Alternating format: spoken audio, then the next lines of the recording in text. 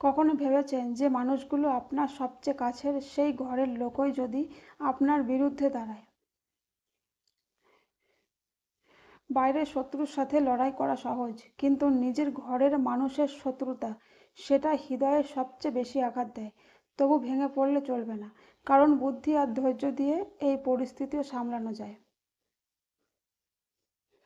আজকের এই ভিডিওতে আমি 9টি গোপন কৌশল শেয়ার করব, যেগুলো ব্যবহার করলে আপনি ঘরের শত্রুর সাথে লড়তে পারবেন আর নিজেকে শক্ত রাখতে পারবেন।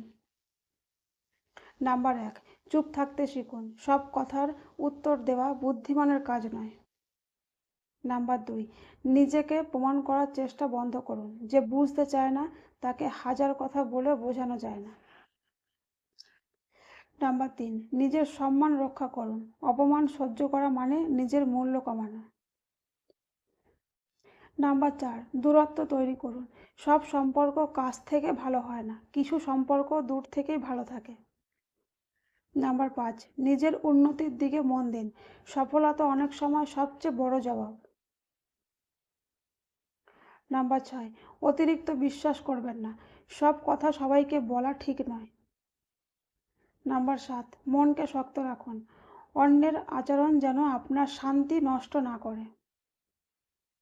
নাম্বার 8, ভালো মানুষের সাথে থাকুন। যারা আপনাকে সম্মান করে তাদের সঙ্গ বেছে নিন। নাম্বার 9, সময়ের ওপর ভরসা রাখুন। সময়ই একদিন সত্য মিথ্যা সব পরিষ্কার করে দেয়। শেষ কথা, মনে রাখবেন, ঘরের মানুষ শত্রু হয়ে গেলেও নিজের মর্যাদা আর ধৈর্য হারাবেন না।